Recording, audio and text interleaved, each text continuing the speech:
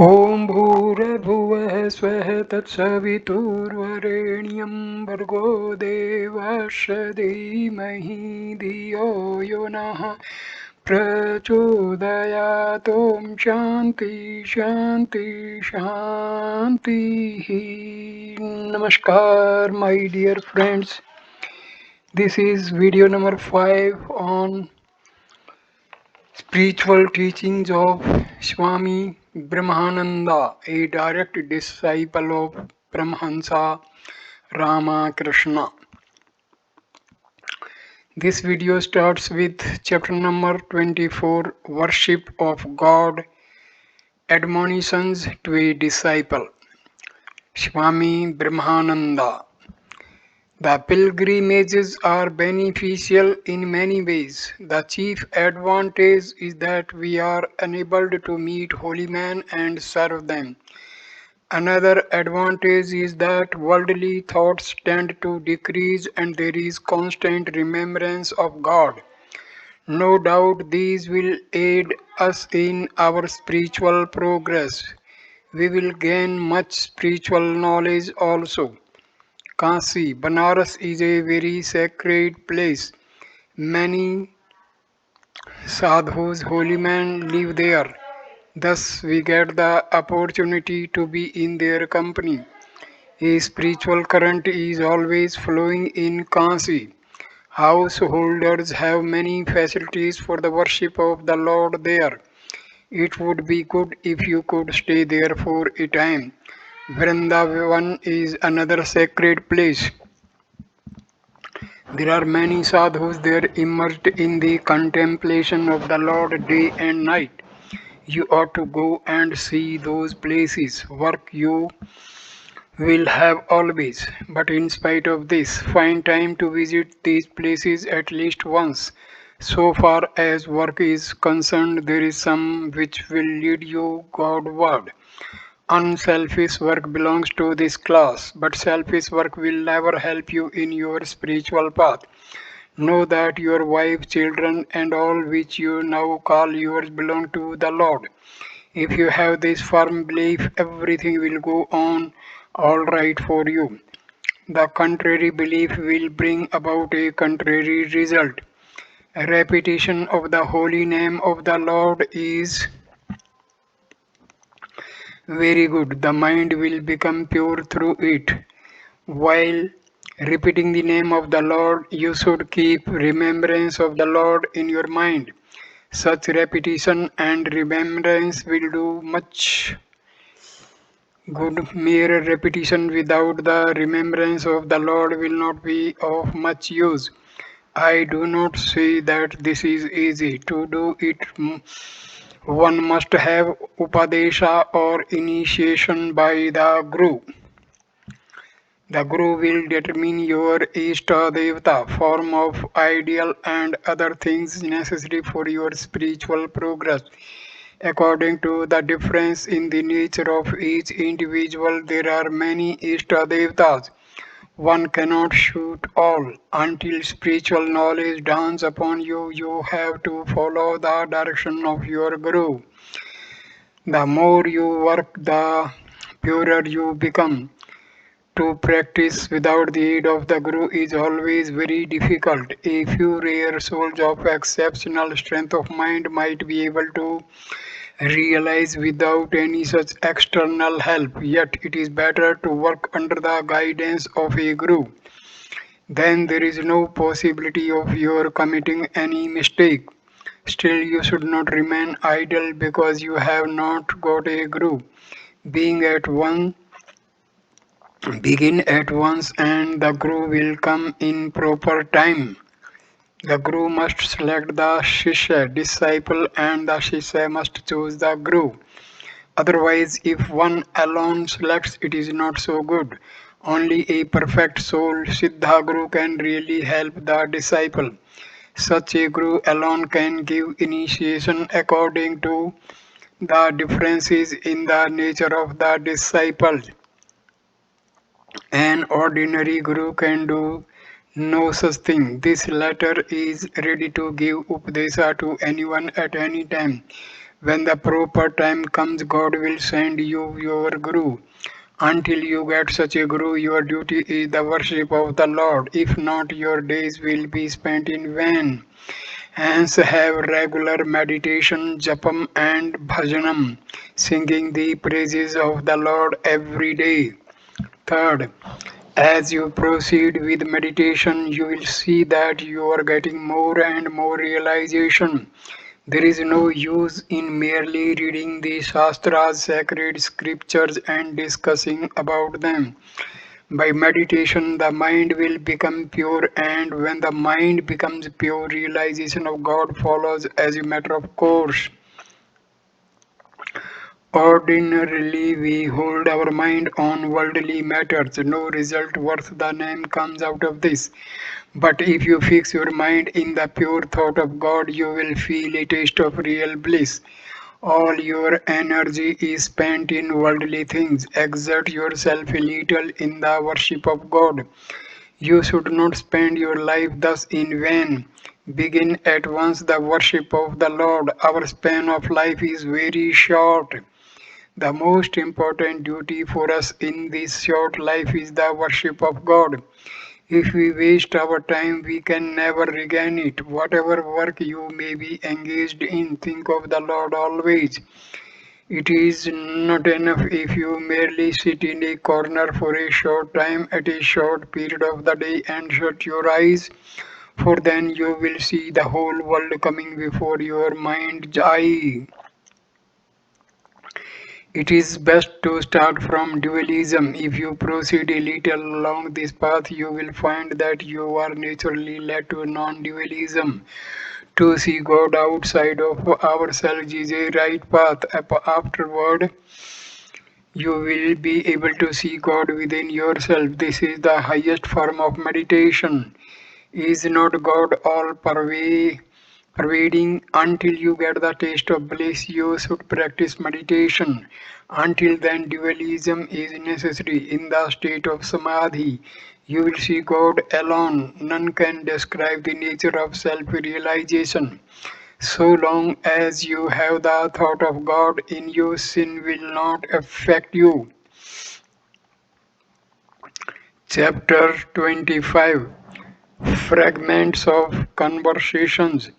Devotee, Maharaj, the other day you told me that the mind can be made steady in two ways. Now, which of these two am I to follow? Swami Brahmananda, hold the mind fast to the sacred feet of your Ishtam, chosen deity. Devotee, where shall I meditate upon the blessed form of my Ishtam? Swami Brahmananda, in the heart. Devotee, in the heart, and how? Venerable Sir, Swami Brahmananda, consider your deity is as facing you while you are in meditation, devotee, but in the heart there are flesh and blood. How can a man think of his Ishtam there? Is he residing in these things, flesh, bones, and blood? Shall I think on him in this wise? Swami Brahmananda, no, do not think of the flesh and bones at all. Your Ishtam is residing right in the core of the heart itself. Develop this idea and meditate. In the beginning, of course, the consciousness of body will sometimes rise in your mind, but afterwards it will not. You will forget it totally. Only the image of the Ishtam will then reign supreme in your mind. Devotee, shall I think on my Ishtam exactly as find him in pictures and images or any other way? Swami Brahmananda, not exactly in a form but living and luminous. Devotee, in the scriptures I have read and also heard from many that japam should be performed at the same time meditating on the meaning of the mantram, holy name. Now, how to think on this meaning, letter by letter or on the mantram as a whole? Swami Brahmananda, not so. It is just like addressing a man by his name. The moment I address you by your name, Your form also flashes into my mind. Similarly is the mantram and the form that is born out of it. Devotee, how shall I perform japam, mentally or muttering low? Swami Brahmananda, when you are alone in a solitary retreat, then do it in a manner as may be audible to you only. If there is anybody nearby, it must be done silently, but the lips must move in either case. Third, devotee. For the last few days in my meditation, I clearly perceive the mantram shining forth in letters bright and effulgent before my eyes. Then I do not see my Ishtam, the mantram alone forming the sole object of perception. What shall I do, sir? Shall I try to think on the image of my Ishtam alone after driving away the mantram from the mind, or what? Swami Brahmananda, that is very good, an auspicious sign indeed. Yes, surely that is good, but both have to be thought on. The mantram is no other than the Brahma himself manifested through name. Hence, you should not drive it out of the mind. Think on the mantram and also the holy form represented by it. Think on both. It is better not to banish either. Devotee. Well, sir, when part of the blessed figure of my Eastern shall I think on first the face or any other part? The Swami, why begin from his lotus feet after first offering unto them your salutations and then face, hands or feet, whatever rises before you? Devotee, why is the mantram so very long? Thus, Brahmananda, Swami Brahmananda, true, the mantram sometimes becomes long, but long or short, it possesses a special power. And if you perform japa constantly, you will know the truth of it in no time. Devotee, many are of opinion that if at the time of japam and meditation the fourth finger touches the rosary, it constitutes a sin. May I ask you, sir, why? Swami Brahmananda, do you perform japam with the fourth finger? All right, do as you like. If you like to perform japam with the fourth finger, you can do it without any hesitation. It will not bind you to any sin whatsoever. Devotee, how shall I steady the mind, sir? Swami Brahmananda, by regular daily practice, you can make the mind firm and steady. And for this practice, early morning is the best time. Before meditation, reading from any of the holy scriptures will make concentration easier. After meditation, half an hour's silent rest is necessary. For at the time of meditation, you may not drive the desired effect, it may come a little later. Therefore, it is said that if immediately after meditation you divert your attention abruptly to secular affairs, it will not only do you great harm in general, but also it will deter the growth of your mind towards spiritual realization in particular. Japam and meditation, these are the food of the mind, and their practice is what constitutes the first and foremost necessity of man. If in beginning you are not able to carry on your japam and meditation in the right way, even then you must not give up the practice altogether. By practice alone you can gain a good deal. Daily 2 hours japam and meditation and then half an hour's rest is what is required of everybody. Solitary retirement is also a great help to the spiritual aspirant. Simply by sitting silently in the secluded nook of a garden or on the solitary bank of a river or on the lonely outskirt of a vast open field or shut up within your own closet, you can profit much. You must make up a routine before you commence your spiritual practices. and you must not take upon yourself any work which may stand in the way of following the routine. Devotee, if at the time of meditation any form of any god or goddess other than that of my Ishtam appears to my mind, what should I do then, sir? The Swami. Know it to be a very auspicious sign. Your Ishtam himself may appear to you. In various forms, he is one and at the same time he is many. Enjoy the holy sight of your Ishtam and welcome that one which comes in his stead. In the end, you will find these different forms merging one by one into the sacred body of your own Ishtam. You must lay much stress on japam and meditation, especially on the Amavasya, Purnima, and Ashtami Tithis, the last day of the dark fortnight, the full moon day, and the eighth day of either fortnight of the month, and also on the occasions of the worship of Mother Kali, Shama, Jagadhatri, and Durga. You must also look upon all women as your mother, and instead of giving any positive word to anybody, simply say, I shall try, for you may not be able to keep to your promise. Devotee, Maharaj, you are always insisting on the same theme.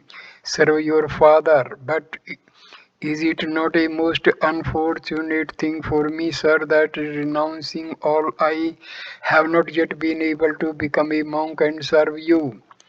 Swami Brahmananda, monk, you are already that. The only thing is that you have not taken the gerva, the ochre colored dress of a monk. But my son, gerva alone cannot make you a monk.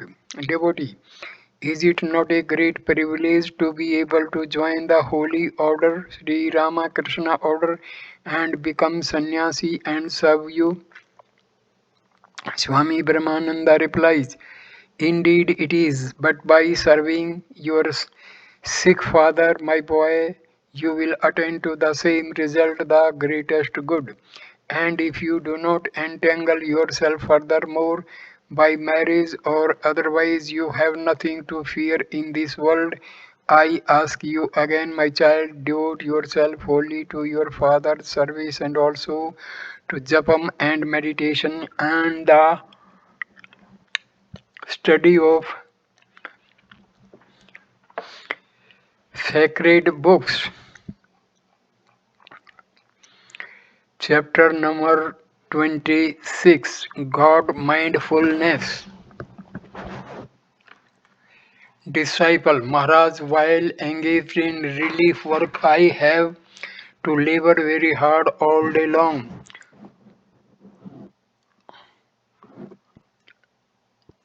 I have opportunity to carry on my spiritual practices. I find no time at all, so I do not feel inclined to do such work. The Swamiji. But have you to work like that all through, disciple? No, sir, for the first few days only. Swami Brahmananda. Then why do you complain that you find no time? It is the ordinary worldling who is often heard to grumble in this strain.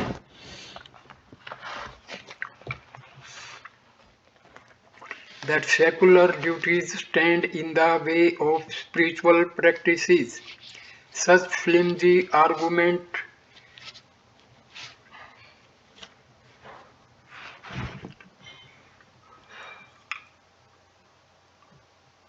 my boy, does not befit you, a sadhu. You have the power of brahmacharya, absolute continence in you.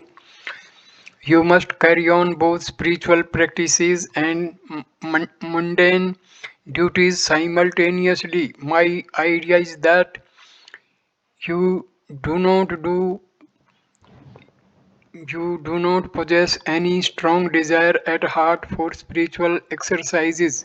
You only like to pass your time in vain works and in merriment. Your plea of want of time is nothing but a lame excuse. In relief operations, the first few days may be a very busy time for you, and I fully appreciate that. But this state of things does not continue for long. What do you do then? Why do you not carry on your sadhana at that time? Do you not feel ashamed to complain in this wise? Those who are really inclined towards sadhana perform their practices under all circumstances, only they do it more intensely whenever and wherever the opportunity is favorable. Those who always complain of inconveniences of time and place never make any progress in their life. They wander about like vagabonds and spend their precious time in vain. Engage yourself heart and soul in sadhana. Plunge in your spiritual practices. Oh, the joy of it! If you once have a taste of that joy, all else will lose its savor for you. Then wherever and in whatever circumstances you may be placed by Providence, you will not relish anything except sadhana. True, in the very beginning you cannot have that joy, but believing in the words of your Guru, if you persist in sadhana for some time, the joy of it will descend upon you on short. In performing japam and meditation, time and other conditions are indeed necessary, but samram and manam, constant remembrance and contemplation of God, wait for no such conditions. Whether at work or idle, whether dining or sitting alone, you can always practice these. You must cultivate this habit, and when you become an adept in it, know that you have made a fair advance in mind towards God. According to Sri Ramanuja, such an uninterrupted flow of thought is called dhyana, meditation. I wonder why you are so much afraid of work. Pointing to Swami Brahmananda, they are all saintly people. You must do whatever they ask you to do.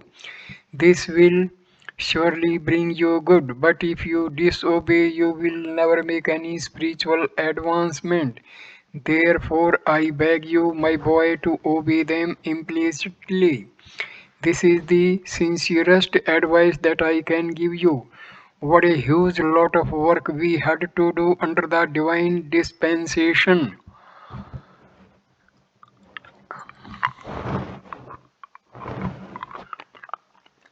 Even as sadhus, we had to be involved in litigations and frequently visit lawyers' offices seeking their legal advice. With all that, we cannot say that any evil result has come from our work, for we knew that all work was His. Swami Brahmananda, seeing a small broken bottle, that bottle has been broken. This shows a bad habit of mind. You work with an unsettled mind. I fear you think of 100 other things while engaged in work. But secular or sacred, nothing great can be achieved with an unsteady mind. Whether it is a lofty undertaking or a humble one, it must be done with the utmost care and attention. Let me tell you, those who are steady in secular work are also steady in their spiritual exercises. If you desire to do work in the right manner, you must hold these two great principles in view. In the first place, you must possess a profound regard for the work undertaken, and secondly, you must be quite indifferent to the fruits thereof.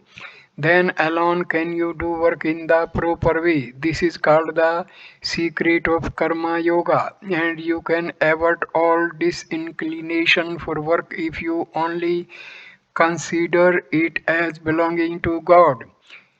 It is when you forget this secret that you become disturbed in mind. With a disturbed mind, you will not succeed either in advancing spiritual, spiritually or in secular work. Under the impulse of name and fame, it is indeed easier to do a magnificent work. But through such work, you cannot appraise the value of a man as he really is. In order to do so, you have to examine his daily actions, for it is the ordinary actions of a man which reveals the real man. Through such actions alone can you know how far the man has developed his character. A true karma yogin, selfless worker will lose himself heart and soul in any undertaking. Even though it is of a most inferior kind, he is never actuated by the least desire of winning cheap popular applause. Who cannot who cannot do a work if it is his own choice? Where then lies the difference between a karma yogi and an ordinary layman? A karma yogin must welcome any work that may fall to his share and gradually adjust himself to all requirements. Simply carrying on some work is not sufficient. It must be done disinterestedly in the holy name of the Lord. A karma yogin must keep three-fourths of his mind fixed on God, and with the remaining one-fourth he should do whatever he has to do. Follow this rule, then alone can you do your work in proper manner. Your mind too will become expanded and you will feel great joy in you. But on the other hand, if you work forgetting God, egotism and pride will easily get the better of you, and quarrels and dissensions will ensue, disturbing the equanimity of your mind. Therefore, I tell you, whether at work or not, never forget God. To maintain this attitude, you must stick to your sadhana, spiritual practices by all means. Chapter number 27, Attachment for God. Disciple, Sir, is Sri Ramakrishna still living? Swami Brahmananda, have you gone mad?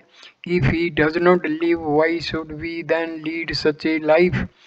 Giving up our home and all. He is only pour out your whole heart in prayer to him, and he will stand revealed in his glory to you and will remove all the doubts and confusions that are troubling you constantly. Disciple, Maharaj, do you see him now? Swami Brahmananda, yes, but only when he is pleased to reveal himself to us. Then alone can we see him. Everyone can see him through his grace. But alas, who longs to see him? How few have that yearning. Disciple, Venerable Sir, please tell us something about the Master. Swami Brahmananda, he is a ever-ending story, my boy, and very little of it do we know. You will know him only when he will be pleased to make you know him. Bear this in mind, without the concentration of the threshold power, bodily, mental, and spiritual, religious unfoldment is not possible. God realization is not so easy a task, my son. Disciple, Maharaj, when I sit for meditation, I find my mind roaming about the whole universe. It thinks on no end of things. How to stop this restlessness of the mind, sir? The Swami, in the beginning, this always happens, but you must try diligently to check the mad outward course of your mind. You can succeed in the following manner. Never begin your meditation immediately after sitting down on your asanam, holy seat. By discrimination, first draw the mind back from its external pursuits and lock it up within at the sacred feet of your Eastam. Then begin japam and meditation. If you follow this course for some time, the mind will naturally cease to wander. The easiest way in this Kali Yuga iron is the path of japam. By constantly performing japam, the mind can easily be made calm and steady, and finally it will lose itself in the Eastam, the path of yoga, and all similar paths are paths to God, but very difficult to follow. Therefore, I ask you to perform japam frequently and along with it think on the Eastam. In doing this, you perform both japam and meditation. Simultaneously, this dual method brings success sooner. Always perform your sadhana with unswerving steadfastness and do not let a single day pass by without it. Whether you wish or not, sit down on your asanam at the appointed hour every day.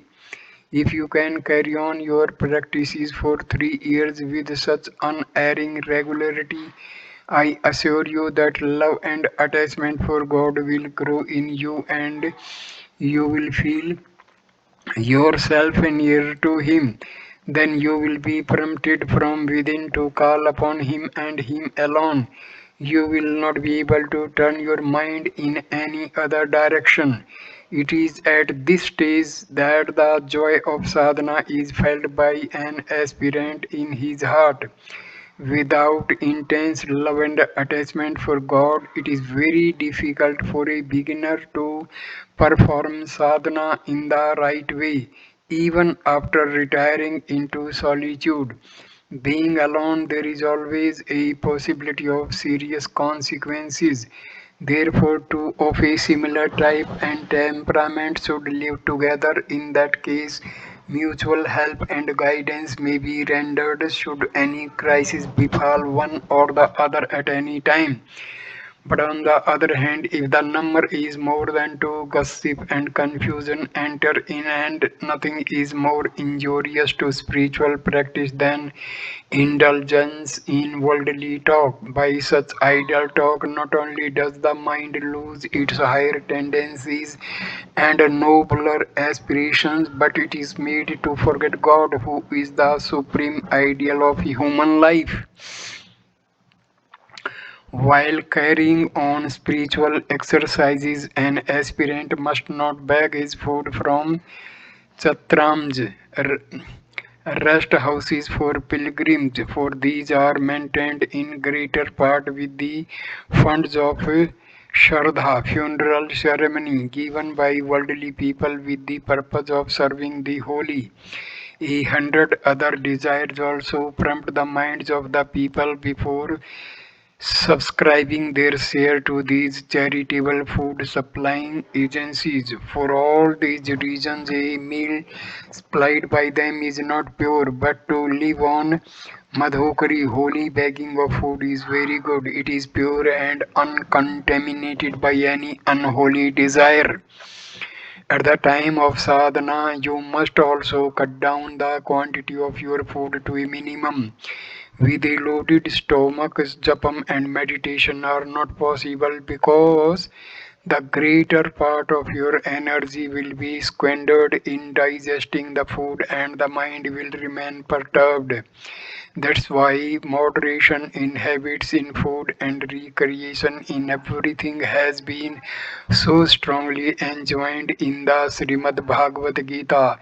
Yoga is not for him. The Lord says, who eats food, who eats too much or too little, nor, O Arjuna, for him who sleeps too much or too little. Again, if you really want spiritual realization, you must settle down in a particular place and carry on your sadhana uninterruptedly for a length of time. By wandering about, you will never gain anything tangible or permanent. This I am telling you from the pages of my own life, but I doubt if you are prepared to profit by my experience. In the sacred monastery of Swamiji Swami Vivekananda, how grand are the facilities for sadhana, food and clothes, nothing have you to think about. All is ready at hand. Why do you not live here and apply yourself wholeheartedly to a life of constant prayer and meditation? But who will listen to you? No good comes of vagabonding, my child. If you think that you can become a Mahatma or a great saint by roaming about here and there for some time, let me tell you, you are misguided. You cannot become a saint in that way. Without unceasing practice, you cannot have any religious experience. It cannot be had simply by trickery. If you sincerely cherish a longing for God realization, you must plunge into sadhana and be completely lost in your practice. With sincere sadhana, what good will come out of your wandering about from place to place, though dressed in the sacred girva and living on holy begging? So I end this video here. Please like, comment and share the video and subscribe the channel. Thanks a lot. Namaskar my dear friend. Next video will start with chapter 8, what a sadhu should do. Thank you.